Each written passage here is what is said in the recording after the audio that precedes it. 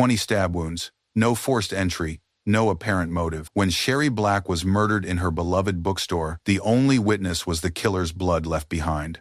For a decade, that evidence sat silent in a database, waiting for technology to catch up with justice. In 2020, genetic genealogy finally gave voice to the voiceless, and the answer shocked everyone. Before we get into the story, drop a comment with your country and the time right now. The afternoon light filtered through the windows of B and W Billiards and Books on November 30, 2010, casting long shadows across the pool tables and bookshelves that defined this beloved South Salt Lake gathering place. Earl Black pulled into the parking lot at 4 o'clock, expecting to find his wife Sherry managing the store with her usual warm smile and efficient grace. Instead, he discovered horror. Sherry lay motionless on the floor, surrounded by a pool of blood that had already begun to darken. 20 stab wounds and severe blunt force trauma painted a picture of violence so brutal it seemed impossible in this quiet corner of Utah. Earl's world collapsed in that moment. The familiar comfort of their shared dream, this store they had built together, transformed into a nightmare of incomprehensible loss.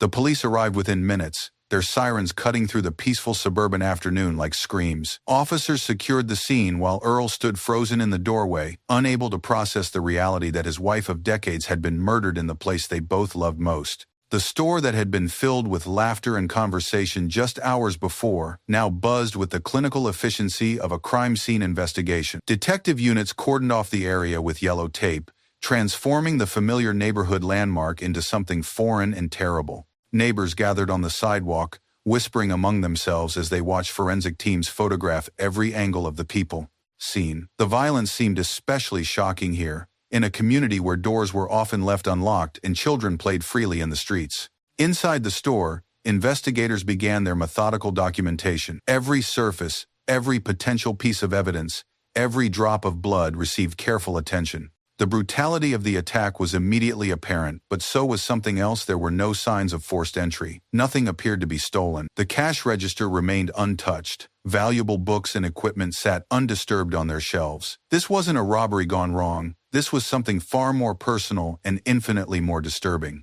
The South Salt Lake Police Department buzzed with urgent activity that evening as detectives pieced together the initial evidence from B and W Billiards and Books. Earl Black sat in an interview room, his hands trembling as he answered questions about his wife's final day. His voice barely rose above a whisper as he described Sherry's routine, her customers, anyone who might have visited the store. The community reacted with shock and disbelief. Sherry Black had been a fixture in South Salt Lake for years, known for her kindness and her dedication to creating a welcoming space for book lovers and billiards enthusiasts alike. The idea that someone had deliberately targeted her seemed impossible to comprehend. Detective units worked through the night, interviewing potential witnesses and gathering statements from neighbors who had seen nothing unusual. The store's location on a busy street should have provided multiple witnesses, but the afternoon had been quiet, with most residents at work or school. Forensic experts processed the scene with meticulous care, photographing bloodstain patterns and collecting samples from every surface that might yield evidence. The violence of the attack suggested a crime of passion, but the lack of obvious motive left investigators grasping for direction. As news of the murder spread through the community, residents found themselves looking at neighbors with new suspicion. If Sherry Black, beloved, harmless Sherry, could be brutally murdered in her own store, then no one was truly safe. The illusion of security that had defined this quiet Utah town evaporated in the span of a single afternoon. The investigation team established a command center at the police station, with whiteboards covered in photos, timelines, and potential leads. But even in those first crucial hours, detectives sensed they were dealing with something that wouldn't be solved quickly or easily. The medical examiner's office confirmed what investigators already knew. Sherry Black had died from multiple stab wounds and severe blunt force trauma. The autopsy revealed the full extent of the violence. At least 20 puncture wounds, each one deliberate and vicious. The weapon appeared to be a knife, though the murder weapon had not been recovered from the scene. More importantly, DNA evidence had been collected from the crime scene. Blood that didn't belong to Sherry was found on multiple surfaces, suggesting the killer had been injured during the attack. This genetic material represented the investigation's best hope for identifying the perpetrator. The DNA profile was immediately entered into CODIS, the national DNA database that contains genetic information from convicted offenders and unsolved crime scenes across the country. Investigators waited with cautious optimism for a match that would identify their suspect and bring swift justice for Sherry's family. But the search came back empty. No match existed in the database. This was the first indication that solving Sherry Black's murder would be far more complicated than anyone had hoped. The killer had no prior criminal record, at least none that required DNA submission to law enforcement databases. The investigation would have to rely on traditional detective work, witness interviews, and forensic analysis to identify their suspect. Detective units expanded their canvas of the neighborhood, interviewing every resident and business owner within a several-block radius of B and W Billiards and Books. They checked surveillance cameras from nearby businesses, hoping to capture footage of someone entering or leaving the area around the time of the murder. The evidence suggested a killer who had planned the attack carefully enough to avoid detection but had been sloppy enough to leave behind genetic material. This contradiction would define the investigation for years to come, a crime that seemed both calculated and impulsive, professional and amateur. December brought the first community vigil for Sherry Black. Hundreds of residents gathered outside B and W Billiards and Books, holding candles that flickered in the cold evening air. The scene was both beautiful and heartbreaking, a testament to the impact Sherry had made on so many lives and a stark reminder of the violence that had taken her away. Heidi Miller, Sherry's daughter, stood before the crowd with quiet dignity, her voice strong despite the tears that streamed down her face. She spoke about her mother's generosity, her love for books and community, and her dedication to making everyone who entered the store feel welcome and valued. "My mother believed in the power of stories," Heidi said, her words carrying across the silent crowd. "She believed books could transport you, teach you, heal you. Today, we need to write a new story, one where justice prevails, and her killer is brought to account." The vigil attracted local media attention, with television crews and newspaper reporters documenting the community's response to the tragedy. The coverage helped spread awareness of the case beyond South Salt Lake, generating tips and potential leads from across the state. Earl Black stood quietly beside his daughter, his grief visible in every line of his face. The man who had discovered his wife's body seemed to age years in the dock. Weeks following her death, friends and family worried about his ability to cope with the trauma and uncertainty of an unsolved murder. A reward fund was established, with community members and local businesses contributing thousands of dollars for information, leading to the arrest and conviction of Sherry's killer.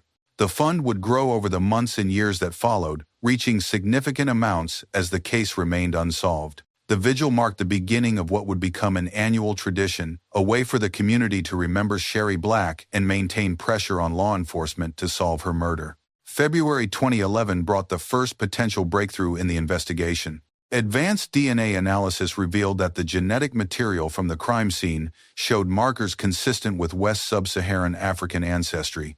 This information could help narrow the pool of potential suspects, but it also introduced new complexities to the investigation. The ancestry information was specific enough to be useful, but broad enough to encompass thousands of potential suspects across Utah and beyond. Investigators began cross-referencing this data with known individuals in their databases, looking for anyone with the appropriate genetic markers who might have had contact with Sherry Black or her store. Detective units revisited their witness interviews, paying special attention to anyone who remembered seeing an individual who might fit the genetic profile near B and W Billiards and Books on the day of the murder. They expanded their canvas to include surrounding neighborhoods and communities, hoping to identify someone who had been in the area but hadn't yet been interviewed. The genetic information also prompted investigators to examine Sherry's customer base more carefully. B and W Billiards and Books attracted a diverse clientele, including regular customers who visited weekly for book clubs or billiards tournaments. Detectives compiled lists of known patrons, cross-referencing them with the new genetic information. However, this approach required delicate handling. Investigators couldn't simply demand DNA samples from individuals based solely on their ancestry, and they had to be careful not to profile potential suspects based on race or ethnicity. The genetic information was a tool, not a solution, and it had to be used responsibly within the bounds of constitutional law enforcement. The ancestry revelation generated renewed media interest in the case, with local news outlets reporting on this new development. The coverage brought fresh tips from the public but also increased pressure on investigators to make progress towards solving the murder. The Vidocq Society, a renowned group of retired law enforcement professionals, forensic experts, and attorneys who volunteer their expertise to help solve cold cases, agreed to review Sherry Black's murder in May 2011. Their involvement brought national attention to the case and provided the investigation with access to some of the most experienced criminal investigators in the country. The Society's members examined every aspect of the case, from the crime scene photos to the witness statements to the forensic evidence.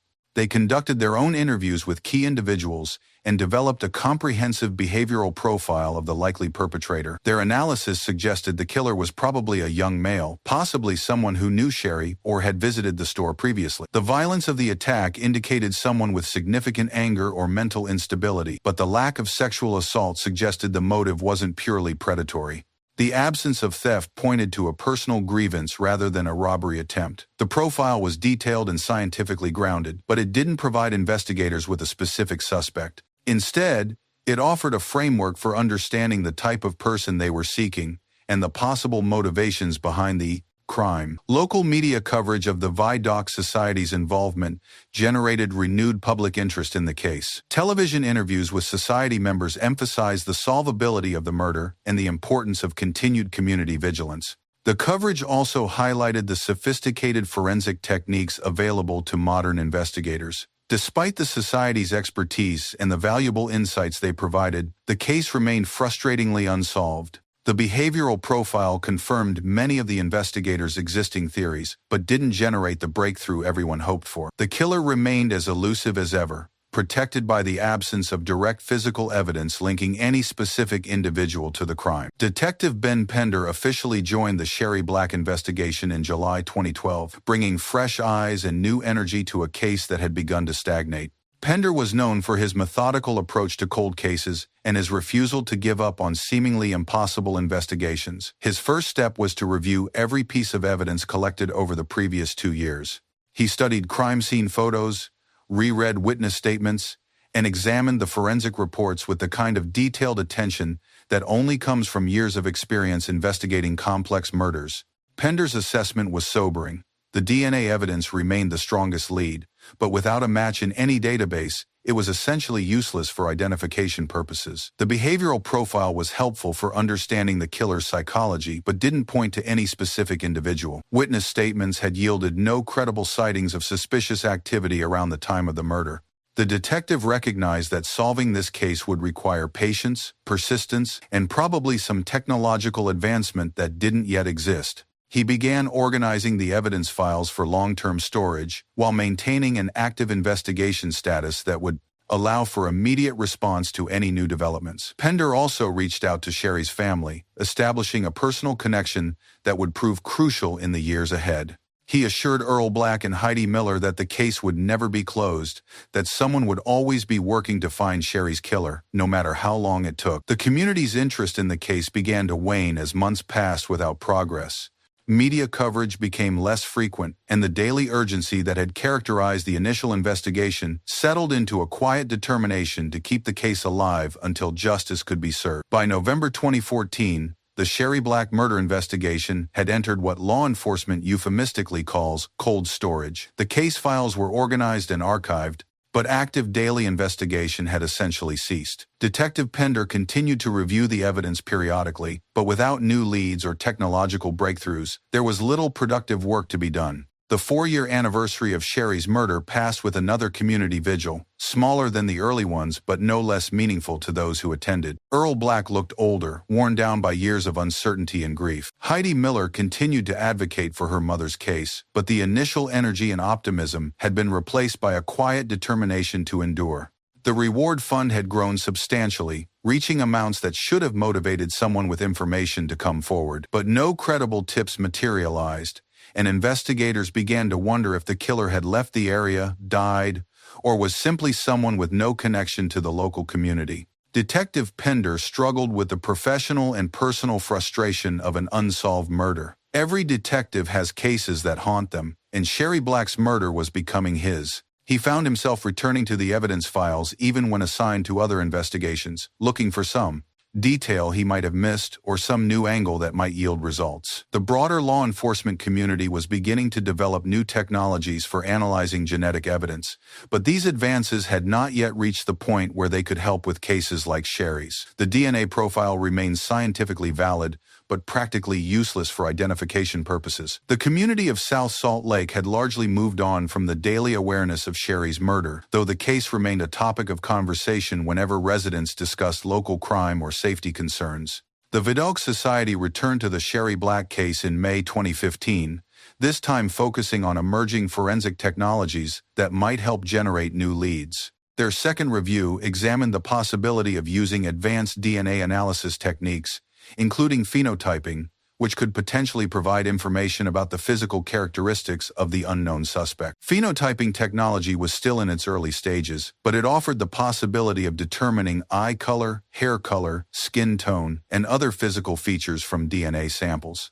This information could help investigators develop a more specific description of the person they were seeking. The analysis of Sherry's case DNA produced some general physical characteristics, but the results were not specific enough to generate a useful composite or significantly narrow the pool of potential suspects. The technology was promising, but not yet advanced enough to solve cases like this one. The Society's renewed involvement generated another wave of media coverage, with local and regional news outlets reporting on the new forensic approaches being applied to the case. This coverage produced a modest number of new tips from the public, but none led to significant developments in the investigation. Detective Pender worked closely with the Vidocq Society members during their review, learning about the latest advances in forensic bannakin, science and cold case investigation techniques. The collaboration was professionally valuable, even though it didn't produce the breakthrough everyone hoped for. The phenotyping results were added to the case files as supplementary information, providing investigators with additional tools for evaluating potential suspects. However, the technology's limitations meant that this information was more useful for ruling out suspects than for identifying them. The case remained as challenging as ever, protected by the fundamental problem that had defined it from the beginning, a DNA profile with no match in any database. September 2017 marks 7 years since Sherry Black's murder, and the Salt Lake Tribune published a comprehensive retrospective on the case. The article examined the investigation's progress, the impact on the community, and the family's ongoing search for justice. The newspaper's coverage included interviews with Detective Pender, who discussed the challenges of investigating a murder with strong forensic evidence, but no viable suspects. He emphasized that the case remained active and that new technologies were constantly being evaluated for their potential application to unsolved murders. Earl Black and Heidi Miller were also featured prominently in the article, sharing their perspectives on living with an unsolved murder and their determination to see their wife and mother's killer brought to justice. Their interviews revealed the ongoing emotional toll of uncertainty and the strength required to maintain hope after so many years. The article generated significant public response, with readers expressing sympathy for the family and frustration with the lack of progress in the investigation. Several individuals contacted the police with tips and potential leads, though none proved immediately useful for advancing the case. The retrospective also highlighted the evolution of forensic science since 2010, noting advances in DNA analysis, genetic genealogy, and other technologies that might eventually help solve cases like Sherry's. These developments provided hope that future breakthroughs might succeed where traditional investigation had failed. The reward fund was mentioned prominently in the article, with the substantial amount available for information serving as evidence of the community's continued investment in solving the case. The fund had grown through contributions from individuals, businesses, and organizations throughout Utah. The Tribune's coverage marked a renewed period of public attention to the case, setting the stage for developments that would finally bring resolution to Sherry Black's murder. January 2018 brought the most significant development in the Sherry Black investigation since the original crime. Detective Pender was assigned to work with forensic genealogists who specialized in using DNA evidence to build family trees and identify suspects through genetic relationships.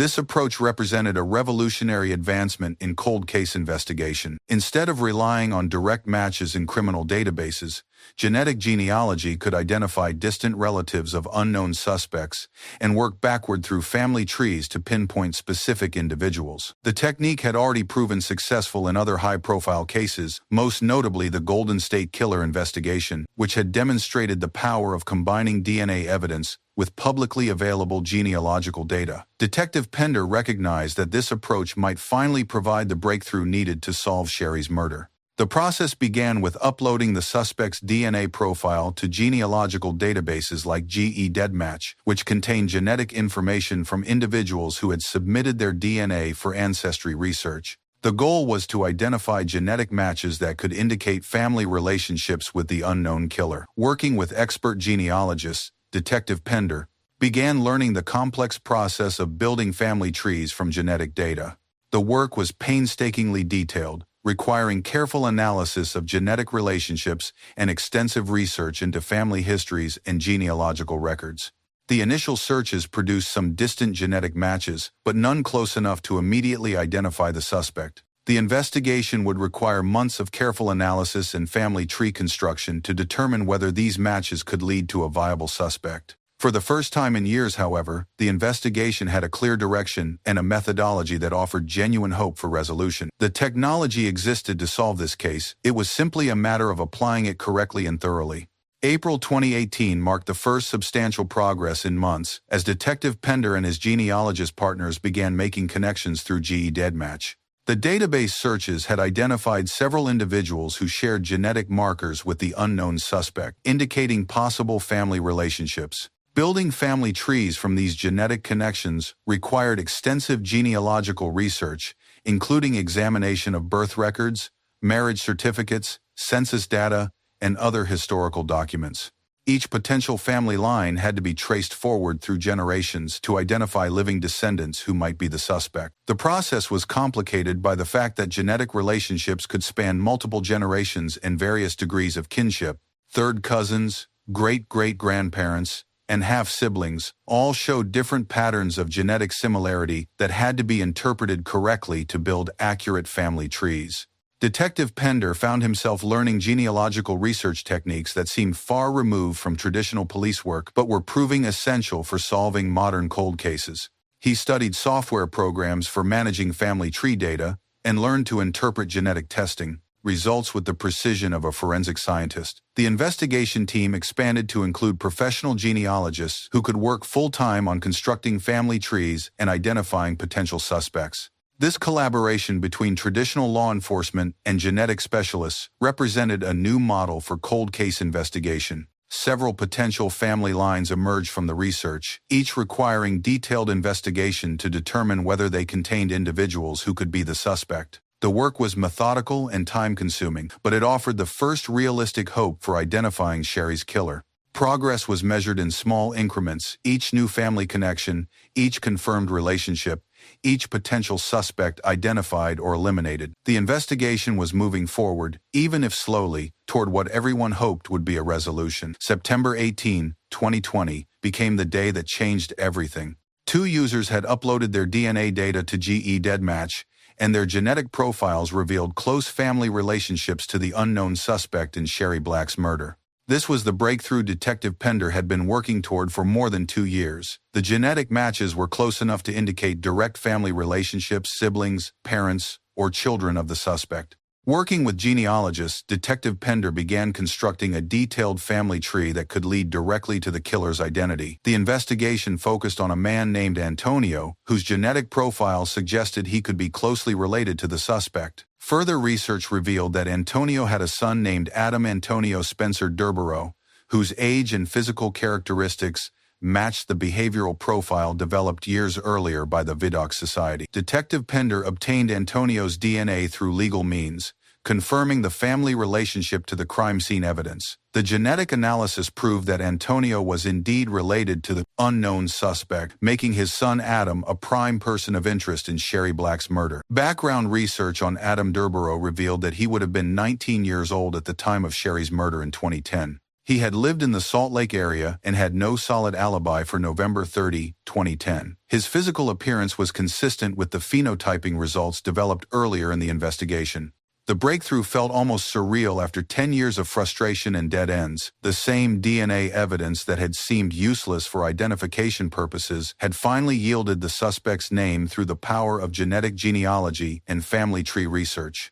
Detective Pender and his team began preparing for the arrest of Adam Antonio Spencer Durborough, knowing that this moment would bring both resolution and new challenges to the investigation. October 10, 2020, marked the culmination of a decade-long investigation when Adam Antonio Spencer Durborough was arrested in connection with Sherry Black's murder.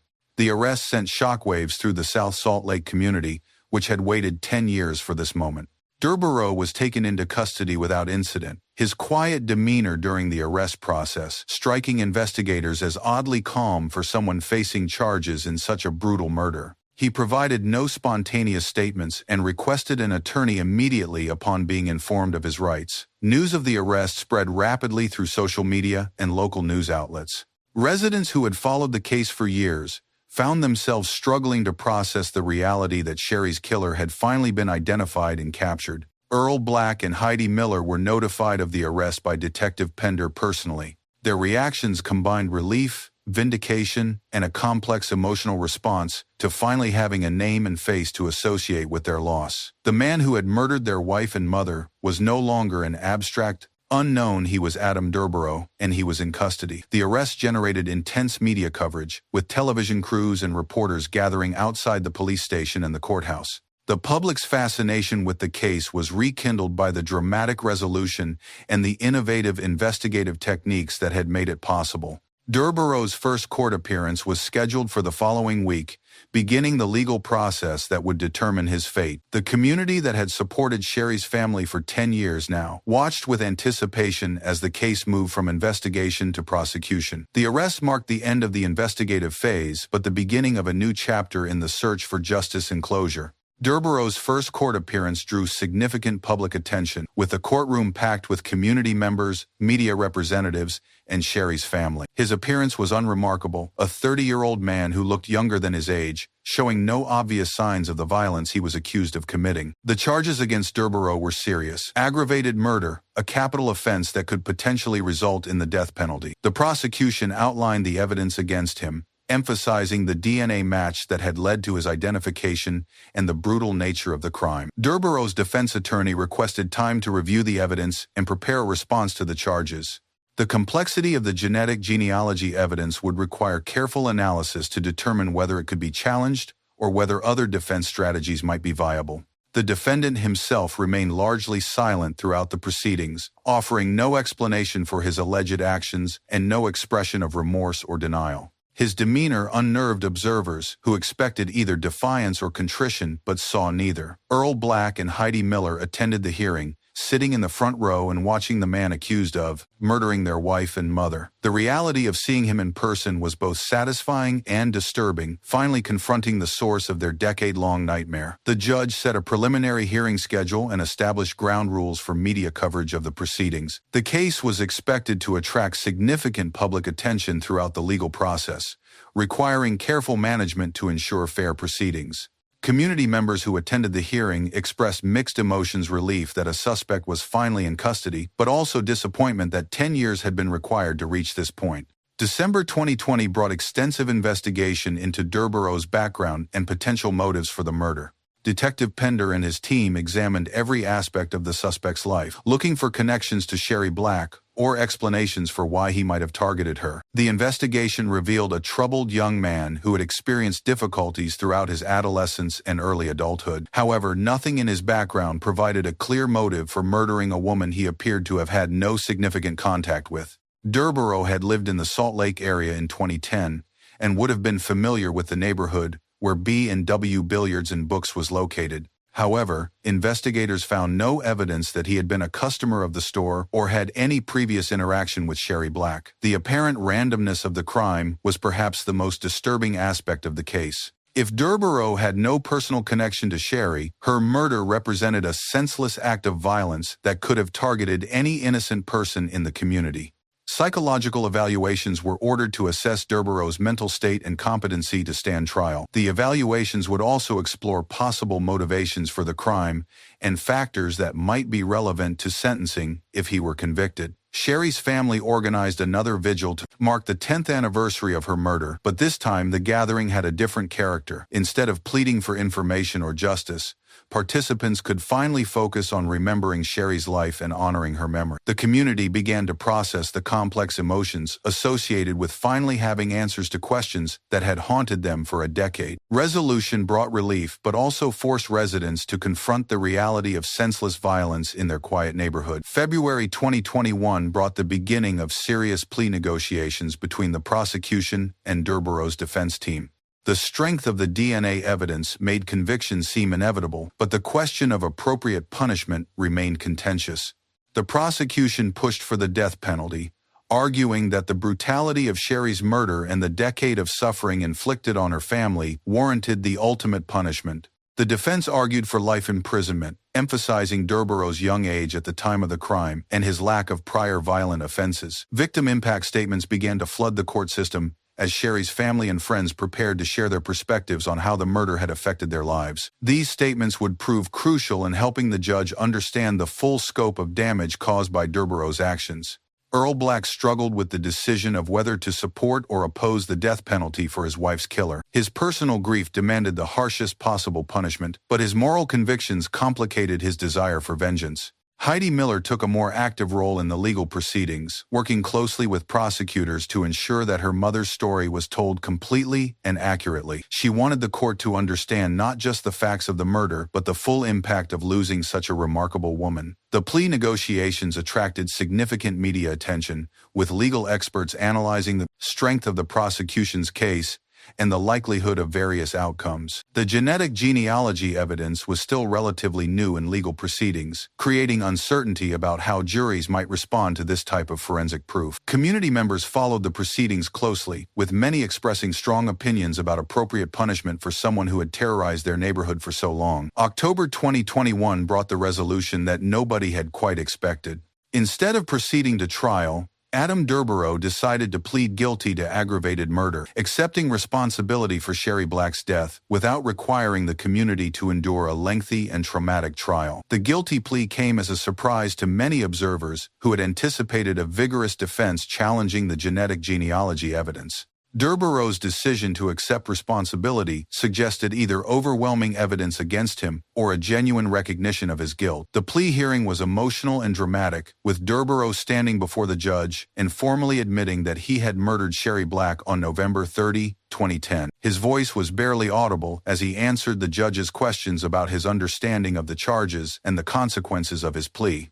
Earl Black and Heidi Miller were present for the plea hearing, finally hearing the words they had waited 11 years to hear. The man who had destroyed their family was acknowledging his crime and accepting responsibility for his actions. However, Durborough's guilty plea came without any explanation of motive or detailed confession about the circumstances of the murder. He admitted legal responsibility but provided no insight into why he had targeted Sherry or what had driven him to such extreme violence. The absence of a clear motive remained frustrating for everyone involved in the case. Even with a conviction secured, the fundamental question of why this tragedy had occurred remained unanswered. The community responded to the guilty plea with relief that a trial would not be necessary, but also with continued bewilderment about the senseless nature of the crime that had haunted their neighborhood for so long. February 2022 arrived with the long-awaited sentencing hearing for Adam Durborough. Judge Randall Sconchi presided over proceedings that would finally determine the punishment for Sherry Black's murder and bring legal closure to a case that had defined the community for more than 11 years. The victim impact statements were the most powerful part of the hearing. Earl Black spoke about the devastation of losing his wife and life partner, describing how Sherry's murder had fundamentally changed everything about his existence. His words carried the weight of more than a decade of grief and uncertainty. "My life will never be the same," Earl told the court, his voice breaking with emotion. "Sherry was everything to me, and her murder didn't just take her away, it took away the future we had planned together, the dreams we shared, the simple joy of growing old with the person you love most." Heidi Miller spoke about losing her mother and about the years of uncertainty that had compounded their grief. She described the impact on their extended family and friends, the way Sherry's murder had rippled through their entire community. Other family members and friends shared their memories of Sherry and their perspectives on how her death had affected them. The statements painted a picture of a remarkable woman whose loss had been felt far beyond her immediate family. Judge Scanchi listened carefully to every statement, taking notes and asking clarifying questions about the impact of the crime. His thoughtful attention to the victim's perspective suggested he understood the full scope of damage caused by Durborough's actions. The sentencing hearing marked the culmination of the longest murder investigation in South Salt Lake's history, and the beginning of the final chapter in the search for justice. Judge Randall Scanchi's sentencing decision reflected both the severity of Durborough's crime and the impact it had on the community. He sentenced Adam Antonio Spencer Durborough to life in prison without the possibility of parole, ensuring that Sherry Black's killer would never again be free to harm innocent people. The judge's remarks emphasized the senseless brutality of the murder and the decade of suffering it had caused for Sherry's family and the broader community. He noted that while the death penalty had been considered, life imprisonment without parole would serve justice while avoiding the lengthy appeals process that might further traumatize the victims' families. Earl Black and Heidi Miller expressed satisfaction with the sentence, feeling that it appropriately recognized the severity of the crime while providing certainty that Durborough would never be released. The finality of the life sentence offered a form of closure that had been impossible during the years of uncertainty. Durborough showed no visible reaction to the sentence, maintaining the same emotionless demeanor he had displayed throughout the legal proceeding. His lack of apparent remorse or explanation continued to frustrate everyone seeking to understand his motivations. The sentencing marked the end of the criminal case, but it also marked the beginning of a new phase for Sherry's family and the South Salt Lake community. After more than 11 years of uncertainty, they could finally begin to process their grief without the added burden of seeking justice.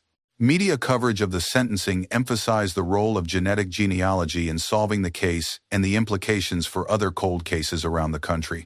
Sherry Black's murder had become a landmark case demonstrating the power of new forensic technologies. March 2022 brought the establishment of the Sherry Black Foundation, created by her family to honor her memory and support other families dealing with unsolved murders. The foundation represented a transformation of grief into action, channeling the pain of loss into efforts to help others facing similar tragedies. Heidi Miller took the lead in organizing the foundation, drawing on her years of experience advocating for her mother's case to help other families navigate the complex challenges of unsolved murders.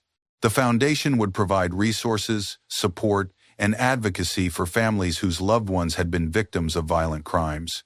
The Foundation's mission included supporting law enforcement agencies in their efforts to solve cold cases, particularly through funding for new forensic technologies like genetic genealogy.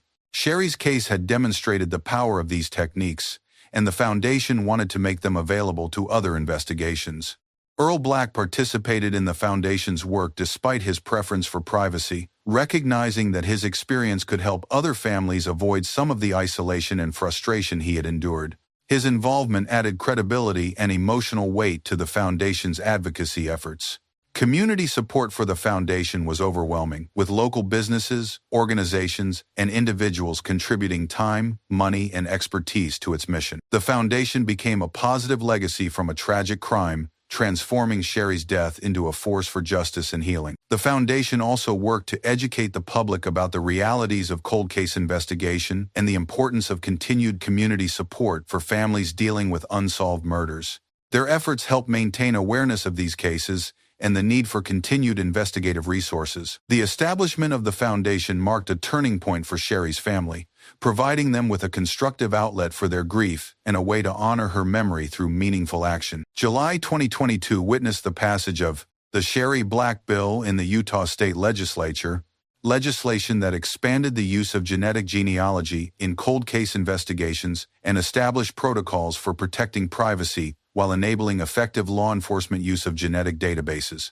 The bill represented a significant victory for Sherry's family and advocates who had worked to ensure that other families wouldn't face the same decade-long wait for justice. The legislation balanced the need for effective investigation techniques with appropriate privacy protections for individuals whose genetic information might be used in criminal investigation. Heidi Miller testified before the legislature in support of the bill, sharing her family's experience and emphasizing how genetic genealogy had finally brought resolution to their case. Her testimony was emotional and compelling, helping lawmakers understand the human impact of cold case investigations.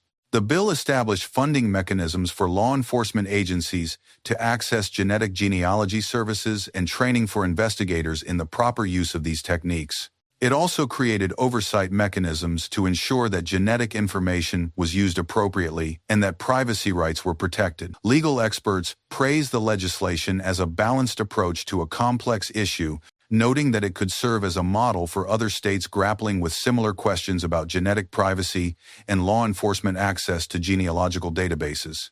The passage of the bill generated national attention, with media outlets covering the story as an example of how tragic crimes could lead to positive changes in law enforcement practices and legal frameworks.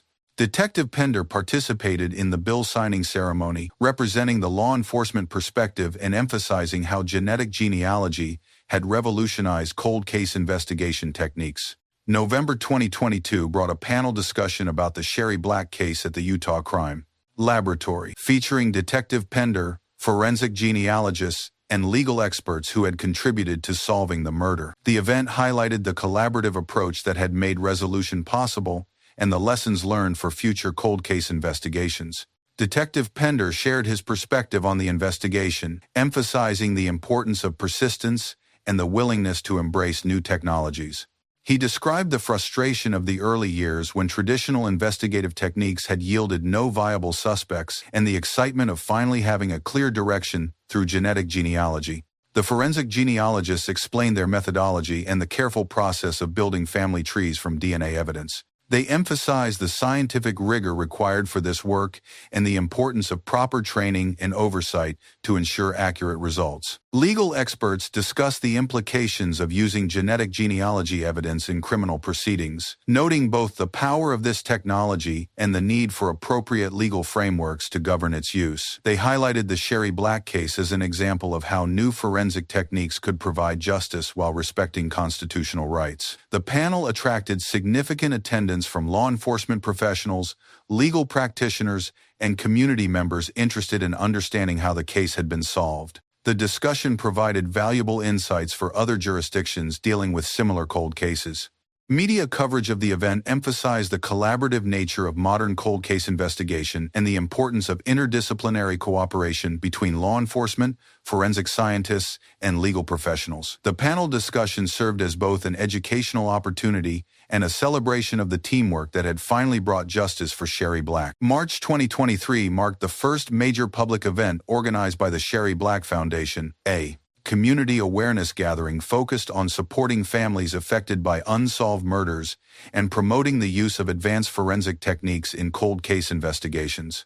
The event drew hundreds of participants, including law enforcement officers, forensic professionals, victim advocates, and community members who had followed Sherry's case throughout the long investigation. The gathering demonstrated the lasting impact of her murder and the positive changes that had emerged from tragedy. Speakers included family members of other unsolved murder victims who shared their experiences and the challenges they faced in seeking justice for their loved one. These testimonies highlighted the common struggles faced by families dealing with cold cases and the importance of continued support and advocacy. The foundation announced several new initiatives, including scholarship programs for students pursuing careers in forensic science and victim advocacy, as well as grants for law enforcement agencies seeking to implement genetic genealogy programs. Earl Black addressed the gathering, speaking publicly about his experience for the first time since Durborough's sentencing. His remarks were brief but powerful, emphasizing the importance of never giving up hope and the value of community support during the darkest time. The event also featured displays of forensic technology and educational presentations about the genetic genealogy techniques that had solved Sherry's case. These exhibits helped educate the public about modern investigative methods and their potential for solving other cold cases. Local and regional media covered the event extensively, helping to spread awareness of the Foundation's mission and the ongoing need for support for cold case investigation and victim advocacy efforts. April 2023 brought a moment of reflection for the South Salt Lake community as they considered the long journey from Sherry Black's murder to Adam Durborough's conviction and the establishment of her foundation. The case had become more than just a local crime. It had evolved into a symbol of persistence, technological advancement, and the power of community support. Detective Pender, now recognized as an expert in genetic genealogy applications, continued to work on other cold cases using the techniques that had solved Sherry's murder. His success had made him a sought-after consultant for law enforcement agencies across the country, dealing with similar unsolved crimes. The B and W Billiards and Books building stood empty, never reopened after the murder. The property had become an unofficial memorial to Sherry, with community members occasionally leaving flowers or notes of remembrance. Plans were being discussed to convert the space into a community center dedicated to victim advocacy and cold case awareness. Earl Black had found some measure of peace in the years since Durborough's conviction, though he continued to grieve the loss of his wife and the life they had planned together. His involvement with the foundation provided purpose and helped channel his pain into positive action for other families. The case continued to attract attention from researchers studying the effectiveness of genetic genealogy in criminal investigations. Sherry's murder had become a landmark case demonstrating both the potential and the limitations of these new forensic techniques. The community of South Salt Lake had been forever changed by Sherry's murder and the long search for justice that followed. The case had taught residents about the fragility of safety and the importance of supporting one another through tragedy, but it had also demonstrated the power of persistence and hope. The story of Sherry Black's murder and the decade-long search for her killer represents both the worst and best of human nature. The senseless violence that took her life reminded a community that evil can strike anywhere, at any time, against anyone. But the persistent love of her family, the dedication of investigators like Detective Pender, and the support of an entire community demonstrated that darkness never has the final word. The case became a testament to the evolution of criminal investigation, showing how advances in genetic science could finally provide answers to questions that had seemed permanently unanswerable. More importantly, it illustrated how tragedy could be transformed into purpose, how grief could become a force for justice and healing. Sherry Black's legacy lives on, not just in the foundation that bears her name or the legislation that emerged from her case, but in the reminder that every victim deserves justice, no matter how long it takes to achieve. Her story became a beacon of hope for other families facing similar tragedies, proving that time may blur memories and fade evidence, but it cannot extinguish the human determination to seek truth. In the end, Adam Durborough's conviction brought legal closure to Sherry Black's murder, but the real resolution came through the community's refusal to forget, the family's commitment to honor her memory, and the collective determination to ensure that justice delayed would not become justice denied. The search for truth, no matter how long it takes, continues to define the best of what we can become in the face of unthinkable loss.